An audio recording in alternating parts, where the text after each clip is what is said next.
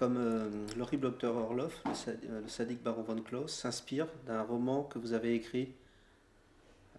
Oui, mais qui n'a jamais été publié, celui-là. Ah bon? Non, non, au moment où j'ai rompu avec l'éditorial, parce qu'il voulait plutôt que je fasse des westerns, une série, il voulait que je fasse des Ringo Kid. Et Ringo Kid, je n'avais pas envie de faire, j'en ai fait un seul. Et après, parce qu'à ce moment-là, le western marchait mieux pour les petits, enfin comme ça, pour lire dans le métro, il marchait mieux que l'épouvante. Alors, ça ne me plaisait pas, parce que pour moi, les westerns, c'est Howard Hawks, c'est Jump Forward.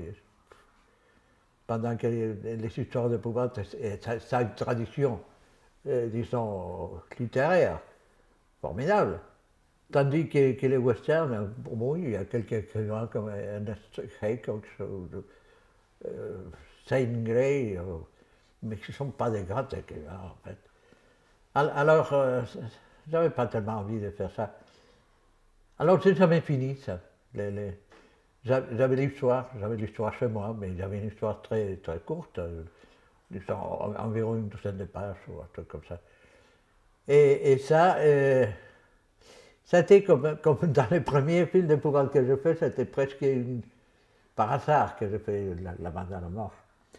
Parce que, en principe, après que Gritos en la Noche, qui a très bien marché en Espagne, il y avait un jeune producteur assez riche, qui avait derrière lui un groupe très solide financier, qui m'a engagé pour faire des films avec lui, et qui voulait faire La mort sur flamme rouge. Il voulait faire La mort sur flamme rouge parce que c'était un scénario que j'avais écrit, et que il m'a demandé si j'avais quelque chose, je lui ai donné ça. J'ai lu ça chez lui, avec, devant une douzaine presque à l'américaine, d'investisseurs et des gens comme ça. Alors tout le monde était content, tout le monde l'a plu énormément ça.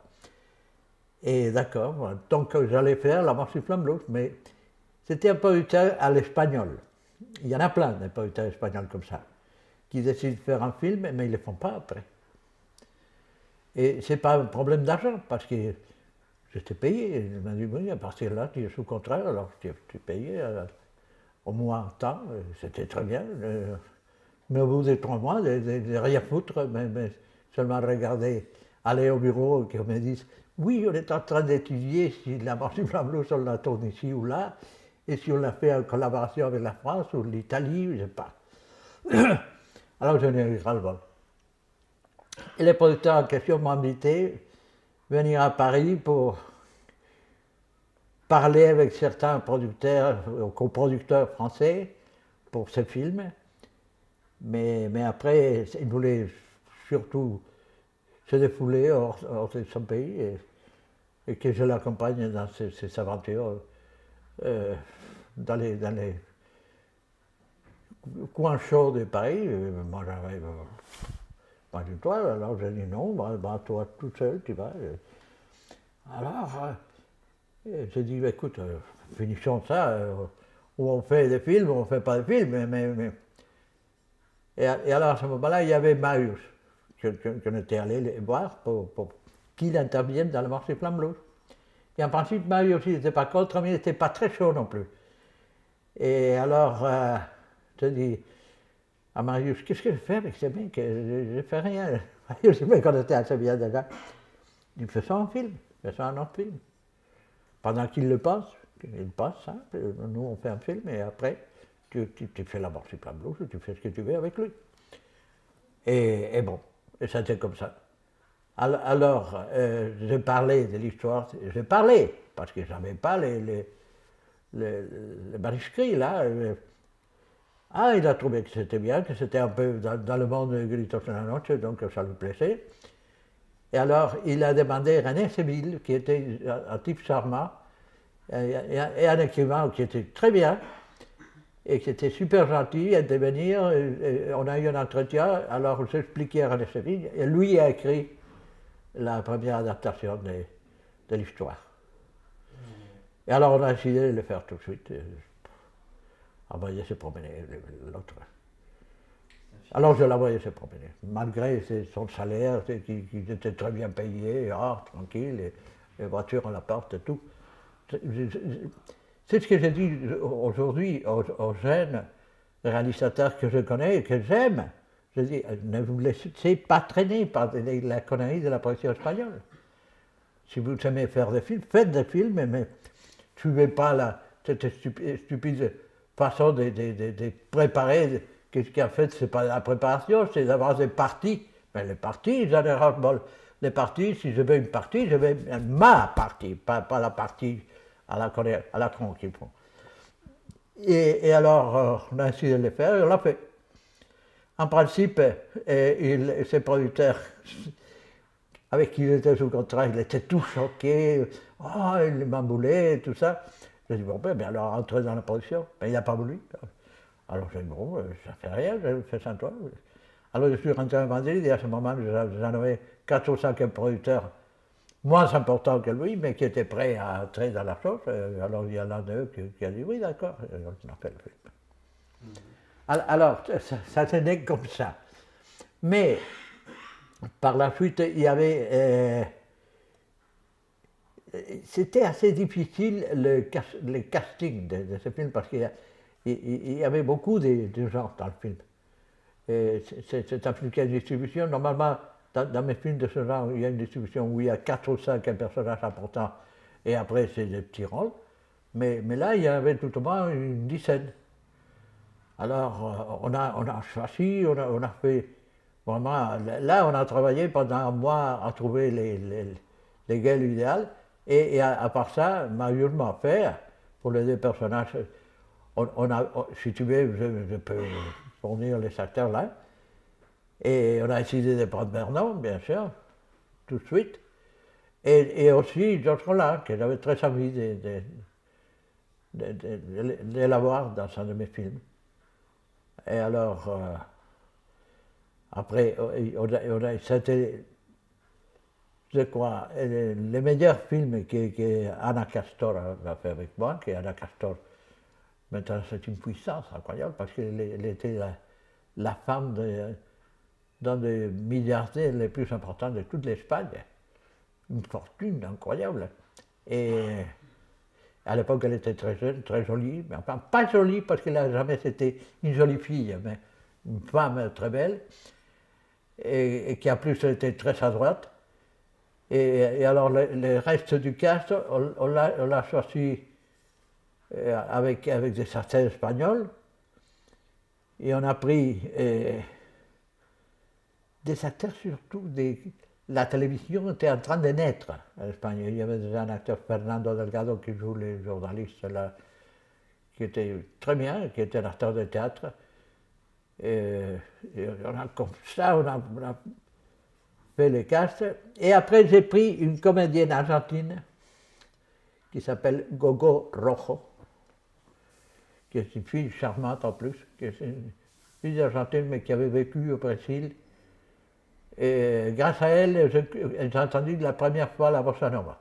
C'est elle.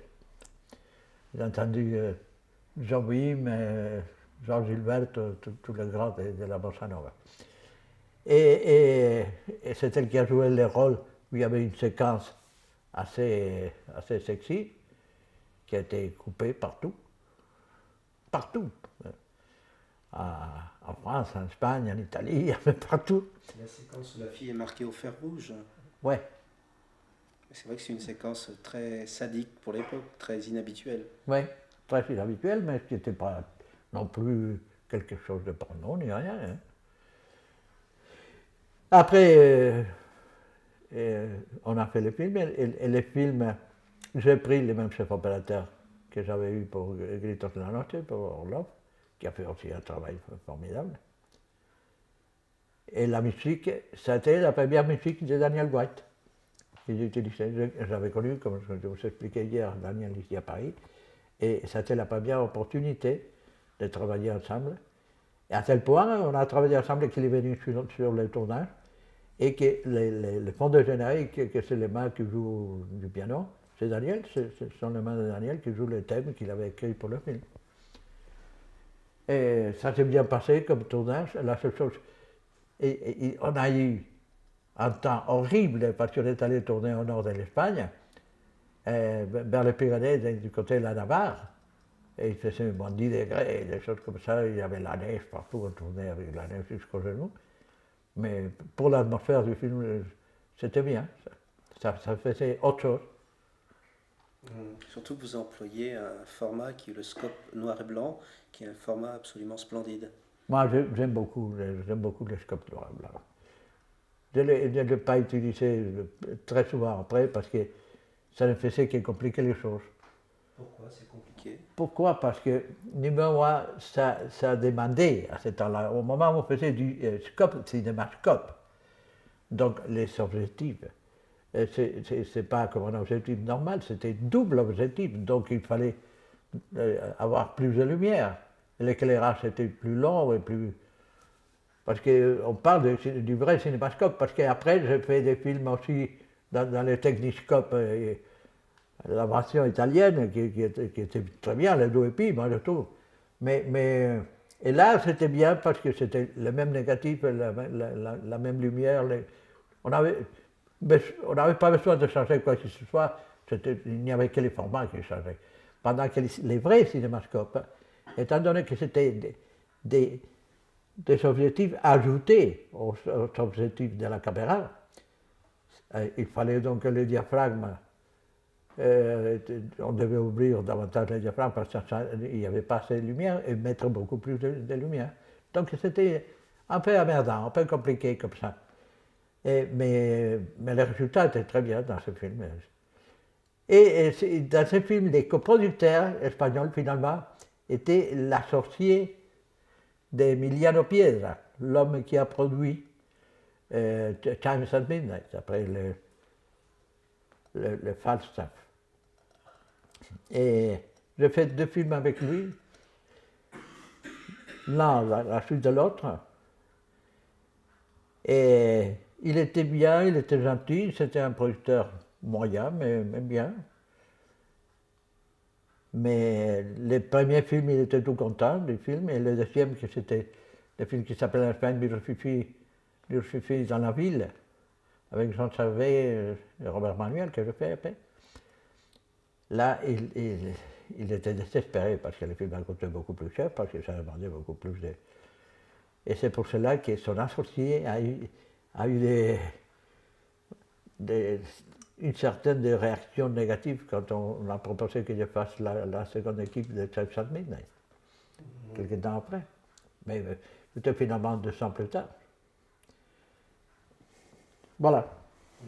Et je pense que le sadique baron Van Close est un de vos premiers films vraiment sadien, comme on dit, un peu sous inspiration du Marquis de Sade. Ouais. C'est le cas? Ouais. Ah oui. Ah oui, non, mais moi j'adorais toujours de ça, dès que j'avais 18 ans, je lisais de ça. Je lisais en français, bien sûr, parce qu'il n'y avait pas moyen de trouver une traduction espagnole à l'époque. Ah là, on avait tué les mecs de l'éditeur. On serait encore en prison tous. Mais je trouvais qu'il était un super écrivain. C'est en pensant au Marquis de Sade que vous avez imaginé cette séquence de la fille attachée. Ah oui, bien sûr. Bien sûr, non, il y a beaucoup de films à moi qui ont une inspiration sadienne très claire. Et qui du premier instant j'ai admis, et que ça fait que les gens soient un peu effrayés. Il est capable d'admettre, bien sûr, c'est la vérité, pourquoi pas.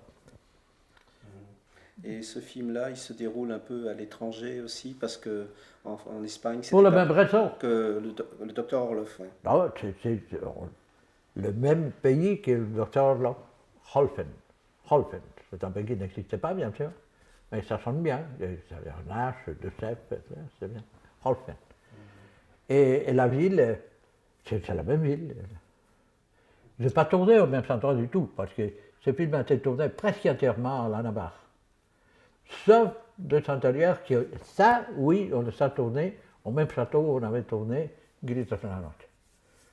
La séquence sadienne, par exemple, a été tournée exactement là où il y a disons la chambre, c'est pas en fait une chambre, mais la cellule où Morpho mène les filles dans l'horrible Docteur Orloff au même décor, qui était un château formidable, qui était presque un set de cinéma parce qu'il les louait pour les films. Les louait. Et on a tourné beaucoup de films là-dedans, mais même avant de faire la mise en scène, moi j'étais directeur de la production chez Agatha Film, où on a fait pas mal de films, et on avait déjà tourné à ce château que j'avais repéré, en faisant des repérages, je l'avais trouvé, j'avais parlé avec l'administrateur, et il m'a dit oui, ça coûte tant, je bon, très bien, parce que c'était un prix super. Quoi.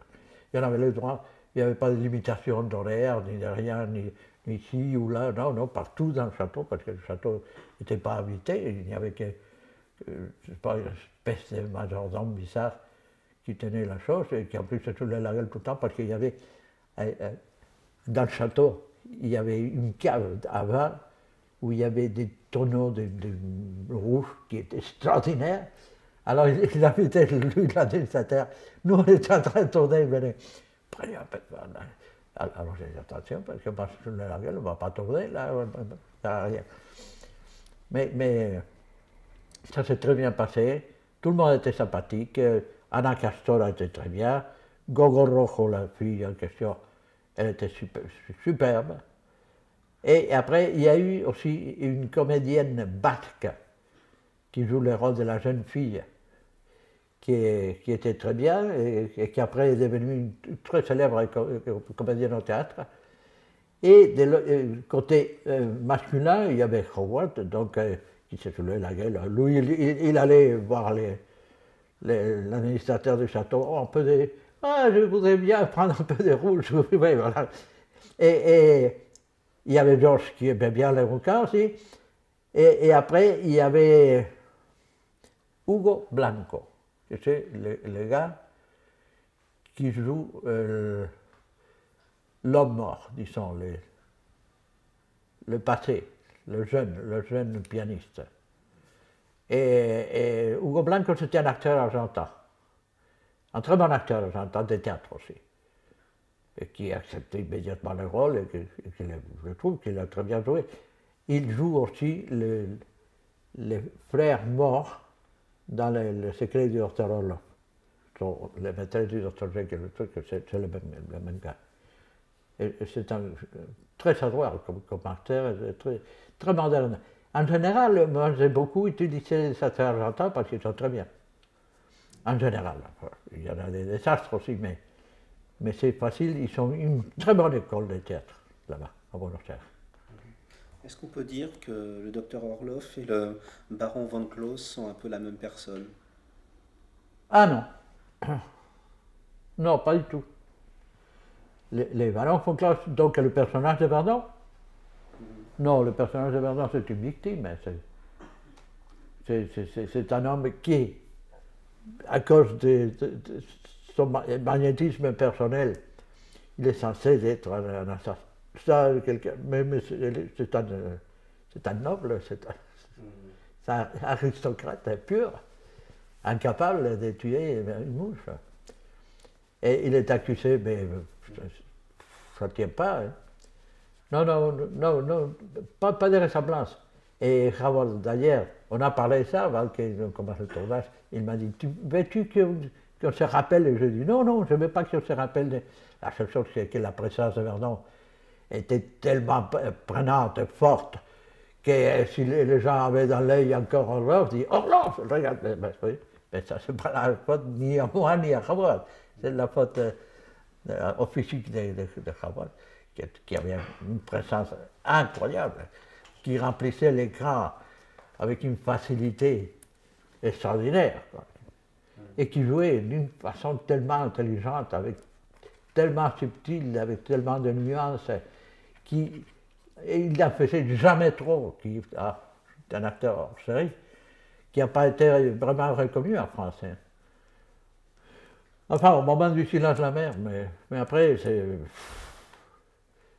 Après, il a été un peu oublié. Et c'est à cause, parce que il y a eu un moment où on a parlé, où il a pu vraiment devenir une grande vedette en France, mais il n'a pas voulu marcher dans les statuts. Alors il préférait être libre à être célèbre. Il voulait mener sa vie et qu'on ne l'emmerde pas. Et pour lui, ça, c'était l'essentiel. Et finalement, on avait beaucoup de coïncidences entre nous. Moi, j'ai très bien compris du premier instant. J'ai dit, bon, tu as bien fait. Si c'est ça, si tu veux être libre, il faut être soit libre, et voilà. C'est pour cela que d'ailleurs, même les gens ne le savent pas, parce que le vrai nom de Verdon, c'était Mario Lippert.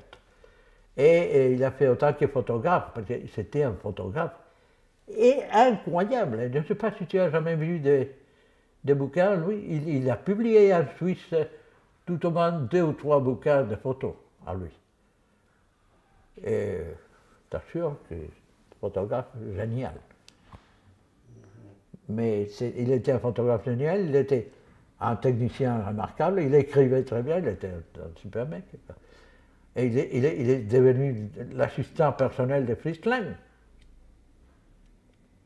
Les derniers films de Fritz Lang et les derniers projets de Fritz Lang, c'est lui qui les menait, c'est lui qui était l'assistant, mais le vrai assistant, très près de Lang, qu'il adorait d'ailleurs, Fritz Lang. Fritz Lang, il y a une histoire, Fritz Lang est allé voir Necronomicon le jour du festival, au festival de Berlin. C'est parce qu'il a lu Robert Verdon, parce qu'il dit, oh mon pote, il a son film érotique, alors je vais le voir ça. Et alors il est allé, et il voulait voir 10 minutes et partir, et après il est resté. Et c'est là, il m'a dit, bon, c'est le premier film érotique que j'aime. Bravo, c'est formidable. Le Sadik Baron von Close rappelle beaucoup les films d'horreur italiens, les giallo. Je pense que c'est un film qui est un peu en avance sur le giallo, qui arrivait un peu avant. Mais c'est pas Diallo, vraiment. Oui. Il y a la même ambiance, la même C'est-à-dire énigme. qu'il y a les Italiens qui m'ont copié, parce que C'est un des premiers giallo. Oui, parce que qu'est-ce qu'il y avait eu? Peut-être un Freda et un Baba, et c'est tout, oui. Non, vraiment, le Baba, je l'avais vu, le Freda pas, mais je crois toujours que l'influence que j'avais, c'était l'influence du cinéma de 1930, 1932. Y compris les cinémas, attention, parce qu'il y a un monde que je ne sais pas si tu es à fond de la recherche des films bandits ou des films bizarres. Il y a toute une école des films anglais des années 30 et début des 40, des réalisateurs qui s'appelaient Walter Fordy, par exemple, et qui s'appelait